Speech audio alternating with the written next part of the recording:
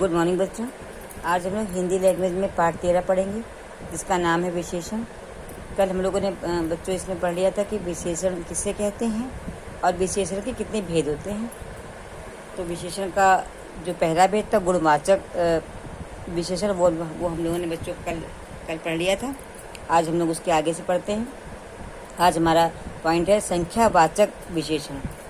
तो संख्यावाचक विशेषण आपको बता दें बच्चों कि देखिए संख्या से, जो कि शब्द से ही स्पष्ट हो रहा है, संख्यावाचक अर्थात कि संख्या को बताने वाला विशेषण।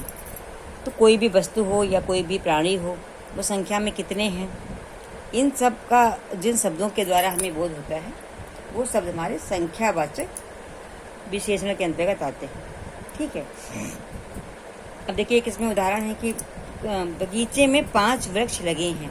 देखिए बगीचा बना है, ठीक है। इसमें कितने वृक्ष हैं? 1 2 3 4 5।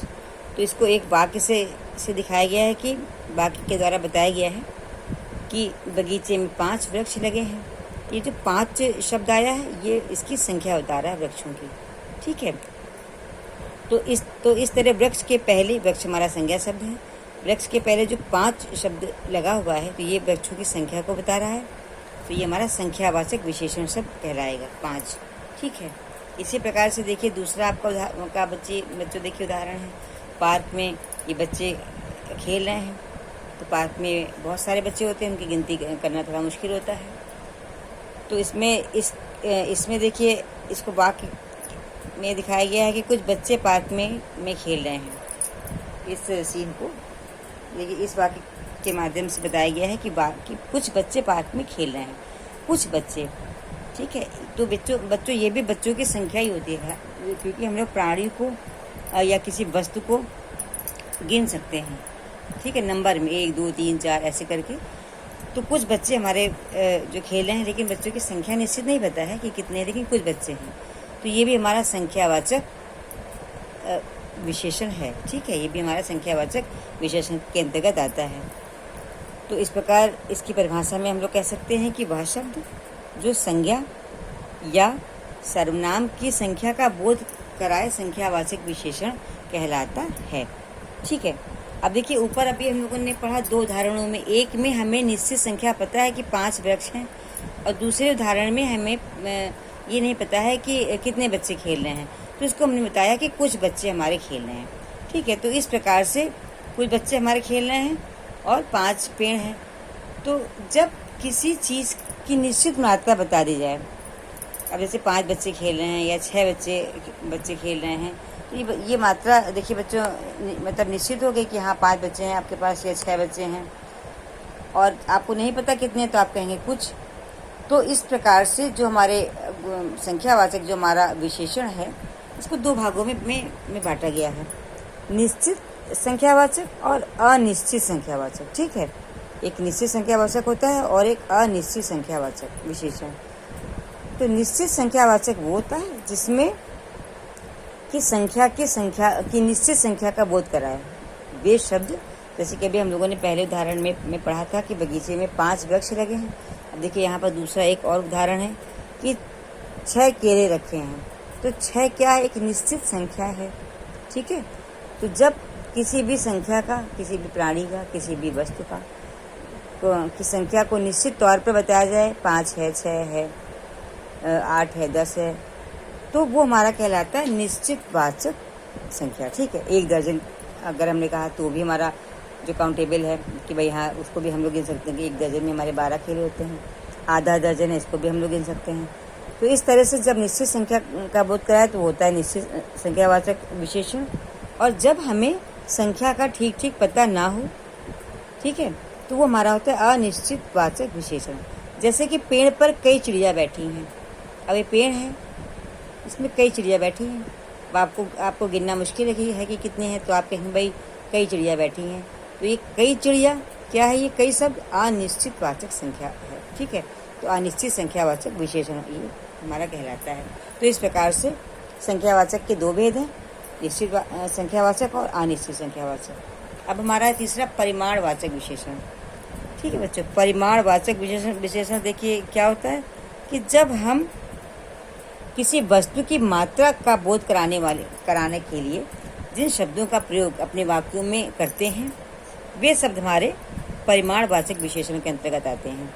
ठीक है, कोई भी वस्तु है, कोई भी सामान अगर हम लोग ले रहे हैं तो अगर उसकी मात्रा हम बता दें कि भाई मात्रा क्या, उसकी नाप तौल कि भाई वो कितने किलो है, कितने ग्राम है, कितने लीटर है ना, तो वो हमारा होता है परिमाणवाचक विशेषण। तो किसी भी वस्तु की मात्रा बताने वाले जो विशेषण शब्द होते हैं उन्हीं को हम कहते हैं परिमाणवाचक विशेषण। देखिए उदाहरण देखिए इसमें बच्चों कि शमशेर बाजार से 5 किलो चीनी लाया। क्या लाया? चीनी लाया। कितनी लाया? 5 किलो। तो ये जो 5 किलो है ये क्या है? ये चीनी की मात्रा का बोध करा रहा है कि कितनी चीनी वो लाया है। ठीक है, तो ये मात्रा ये क्या है? इसकी नाप तोल बता रहा है कि हाँ 5 किलो लाया। तो इस तरह से जिन शब्दों के द्वारा हमें उसकी मात्रा का बोध हो वो हमारे परिमाणवाचक के अंतर्गत आते हैं। तो बच्चों हम लोग इसकी परिभाषा में ये कह सकते हैं कि माप तोल बताने वाले जो विशेषण शब्द हैं वही परिमाणवाचक विशेषण कहलाते हैं। ठीक है, जैसे 5 किलो, 1 किलो, आधा किलो या 2 लीटर, 3 लीटर, 10 ग्राम, इस तरह से। तो ये सभी क्या है हमारे? ये परिमाणवाचक हैं। ठीक है, अब देखिए परिमाणवाचक में भी दो भागों में इसको बांटा गया है, निश्चित परिमाणवाचक और अनिश्चित परिमाणवाचक। ठीक है, निश्चित में क्या बच्चों कि निश्चित में जब हमें किसी वस्तु की निश्चित मात्रा का पता हो, यानी कि ऐसे शब्द जो उस वस्तु की निश्चित मात्रा का बोध हमें कराएं वो कहलाते हैं निश्चित परिमाणवाचक शब्द। अब जैसे कि आप कहीं बाजार में गए और आपने कहा भाई हमें 1 किलो मिठाई दे दो, दुकान वाले साहब ने कहा, तो दुकान वाले को पता है कि आप 1 किलो मिठाई के लिए बोल रहे हैं तो आपको 1 ही किलो मिठाई वो तौल के देगा। अगर आप कहेंगे कि भाई हमें 2 किलो मिठाई दे दो तो आपको 2 किलो देगा। तो इस तरह से ये होता है निश्चित कि कितना आपको लेना है। तो जब भी किसी वस्तु की निश्चित मात्रा का बोध हो जिन शब्दों के द्वारा वो होते हैं निश्चित परिमाणवाचक। ठीक है, अब 1 किलो, 2 किलो, 5 किलो ये सब क्या है? निश्चित संख्याएं हैं, ये निश्चित परिमाणवाचक के अंतर्गत आते हैं।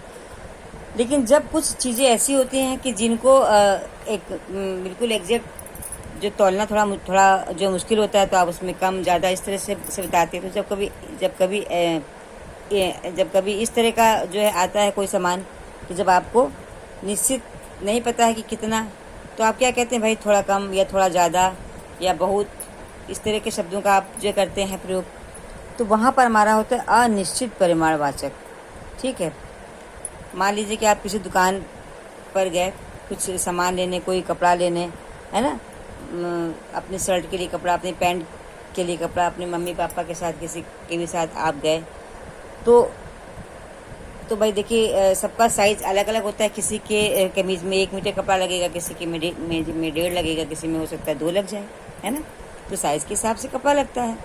तो वहाँ पर अगर मान लीजिए कि जो कम कपड़ा है, मान लीजिए आपकी शर्ट 2 मीटर में आती है और दुकानदार आपको एक ही मीटर जो दे रहा है, तो आप कहेंगे ना भाई शर्ट के लिए यह कपड़ा कम पड़ेगा। ये जो कम शब्द आप वहाँ पर बोलेंगे तो ये कम क्या होगा? अनिश्चित परिमाणवाचक है, क्योंकि ये नहीं पता कितना पड़ेगा कम, लेकिन कुछ कम पड़ेगा।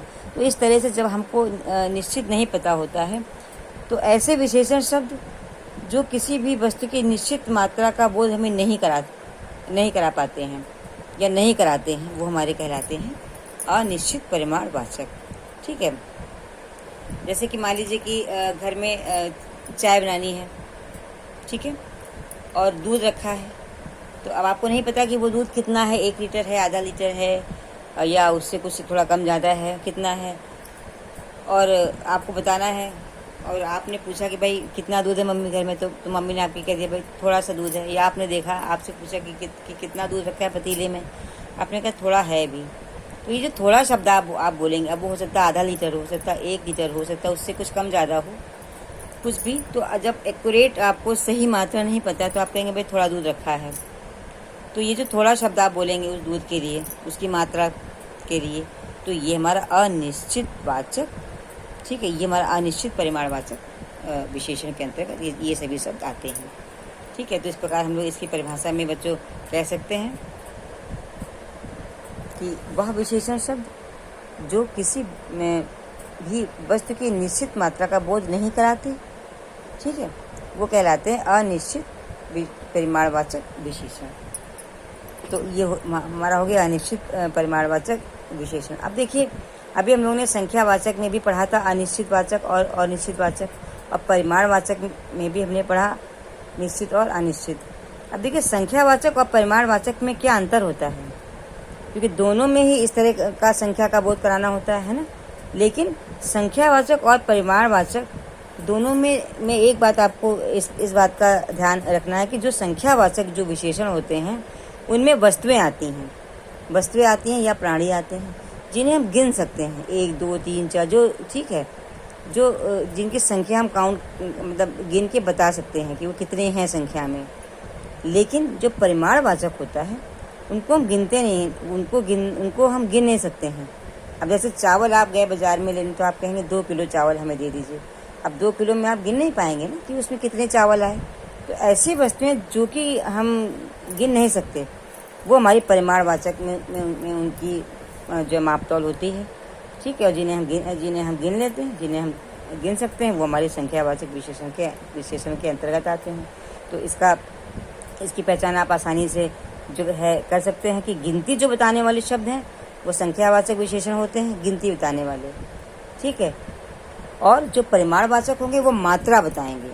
मात्रा क्या, 1 किलो है, 2 किलो है, थोड़ा है, कम है, ज़्यादा है, इस तरह से। तो ये इसमें थोड़ा सा अंतर होता है। इस बात को आपको समझना है कि संख्यावाचक विशेषण और परिमाणवाचक विशेषण में ये अंतर होता है। अब हमारा नंबर 4 है सार्वनामिक विशेषण। अभी हम लोगों ने पढ़ा था विशेषण के प्रकार में गुणवाचक, संख्यावाचक, ठीक है, परिमाणवाचक। अब हमारा नंबर 4 है सार्वनामिक विशेषण। तो देखिए बच्चों, सार्वनामिक विशेषण जो होते हैं कि जब कोई भी हमारा सर्वनाम शब्द होता है तो सर्वनाम शब्द संज्ञा शब्दों से जो पहले आता है, ठीक है, और विशेषता बताए। सर्वनाम शब्द हमारा जो है वो संज्ञा शब्द के पहले आए और उसकी विशेषता बताए, किसकी, संज्ञा शब्द की। तो वो जो हमारे शब्द होते हैं उन्हें हम कहते हैं सार्वनामिक विशेषण, यानी कि ऐसे शब्द जो कि संज्ञा शब्द के पहले आए वाक्य में और उस संज्ञा की विशेषता बताएं, उस संज्ञा शब्द की जिसके पहले वो आए हैं, वो हमारे सार्वनामिक विशेषण के अंतर्गत आते हैं। अब देखो बच्चों, इसको उदाहरण से समझते हैं। जैसे इसमें देखिए, ये खिलौने मेरे हैं, तो ये जो तो खिलौने क्या हमारा संज्ञा शब्द है। खिलौने के पहले जो ये शब्द लगा है, तो ये विशेषता बता रहा है कि ये जो खिलौने हैं जो सामने रखे हैं, यही खिलौने इनके हैं। तो इस तरह से जब कभी संज्ञा शब्द के पहले कोई सर्वनाम आ जाता है तो वो सार्वनामिक विशेषण के अंतर्गत आता है। अब देखिए एक उदाहरण में देखिए, ये जैसे कि ये घर बना है इनका, ये बच्चा बता रहा है कि वह घर मेरी मौसी का है। इस घर के बारे में वो सूचित करके बता रहा है कि वह घर मेरी मौसी का है। तो घर के पहले जो वह शब्द लगा है, यह सार्वनामिक विशेषण है, क्योंकि वो उस घर की यानी उस घर की विशेषता को बता रहा है कि वो घर इनकी मौसी का है, ठीक है। तो वे सर्वनाम शब्द जो संज्ञा से पहले लग करके विशेषण का कार्य करें, ठीक है, संज्ञा के पहले लगे और विशेषण का कार्य करें, अर्थात उस संज्ञा शब्द की विशेषता को बताएं, वो सार्वनामिक विशेषण के अंतर्गत आते हैं। अब देखिए बच्चों, कुछ जो विशेषण जो हमारे शब्द होते हैं, इनकी कुछ अवस्थाएं होती हैं। तो इनकी 3 अवस्थाएं होती हैं, मूलावस्था, उत्तरावस्था और उत्तमावस्था। मूलावस्था, उत्तरावस्था और उत्तमावस्था, 3 अवस्थाएं होती हैं विशेषण की। क्योंकि विशेषण जो होते हैं ये विशेषता बताने वाले शब्द होते हैं, ठीक है। तो जो हमारी पहली अवस्था होती है मूलावस्था, तो मूलावस्था में जो है किसी भी व्यक्ति का, वस्तु का या किसी भी संज्ञा या सर्वनाम शब्द का समान रूप से उसके गुण दोष को बताया जाता है, ठीक है। वो उसके बारे में व्यक्तिगत रूप से बताया जाता है, अच्छा है, खराब है, जो भी है। तो वो हमारी होती है मूलावस्था।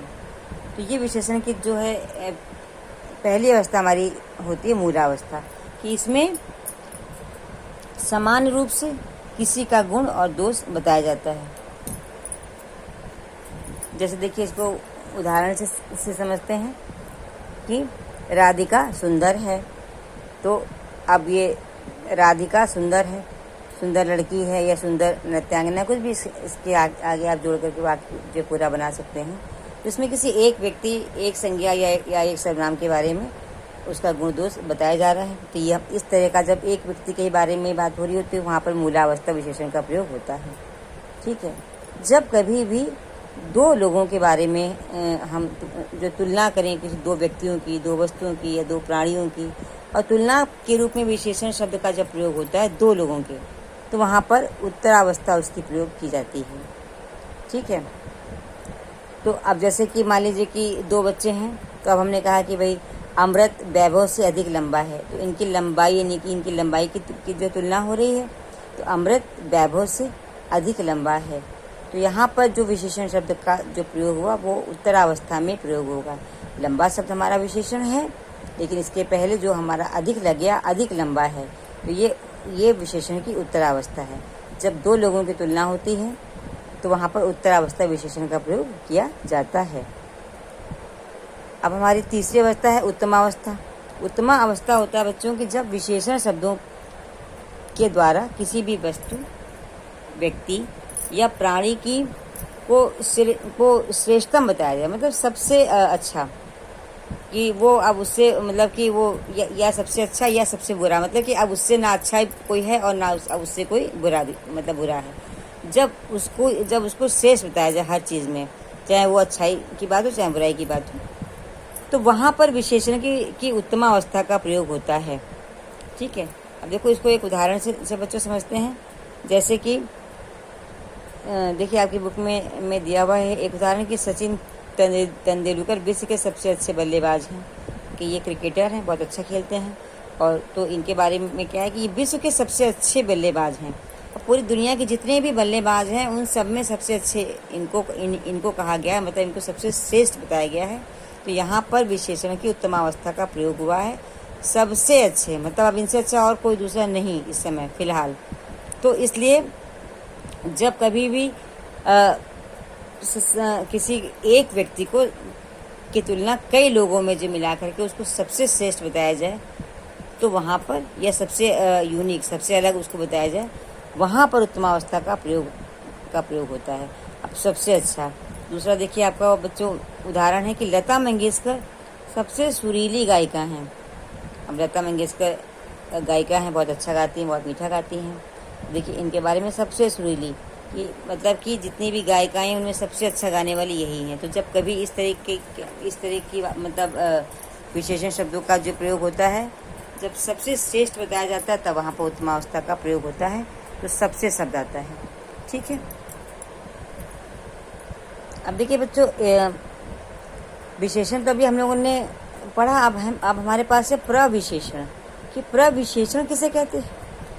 तो देखिए विशेषण शब्द तो होते हैं जो कि संज्ञा या सर्वनाम शब्दों की विशेषता बताते हैं, और जो शब्द विशेषण के साथ आकर के उसकी भी विशेषता बताएं वो कहलाते हैं प्रविशेषण शब्द। ठीक है। यानी कि विशेषण शब्द तो विशेषता बताता ही है संज्ञा या सर्वनाम की, लेकिन उसके पहले अगर कोई ऐसा शब्द हम लगा दें जो हमारे विशेषण शब्द की भी विशेषता बताए, वो कहलाता है प्रविशेषण शब्द। जैसे कि देखो इसको बच्चों उदाहरण से समझते हैं कि यह घोड़ा बहुत सुंदर है। अब यह घोड़ा अगर हम बहुत ना लगाते तो सुंदर तो विशेषण है अपने आप में ही, कि यह घोड़ा बहुत सुंदर है, घोड़े की सुंदरता बताई जा रही है। लेकिन सुंदर के पहले जो ये बहुत शब्द लगा दिया गया, तो ये विशेषण शब्द जो हमारा सुंदर है इसकी भी विशेषता बता रहा है कि बहुत सुंदर है ये। तो ये हमारे होते हैं विशेषण शब्द। ठीक है। जब विशेषण की भी विशेषता बताई जाए, तो ये प्रविशेषण जो शब्दों का जो है प्रयोग है हम लोग विशेषण की उत्तमावस्था में करते हैं। ठीक है। तो वे शब्द जो विशेषण शब्दों की भी विशेषता बताएं वो प्रविशेषण शब्द के अंतर्गत आते हैं। इसकी परिभाषा में हम इसको इस तरह से लिख सकते हैं। बच्चों ये हमारे आज विशेषण का पाठ जो पूरा हो गया, इसको अच्छे से पढ़ लीजिएगा। इसका जो भी काम आपको भेजेंगे वो करके अपनी कॉपी में और PDF बना के हमें सेंड कर दीजिएगा। Okay, bye.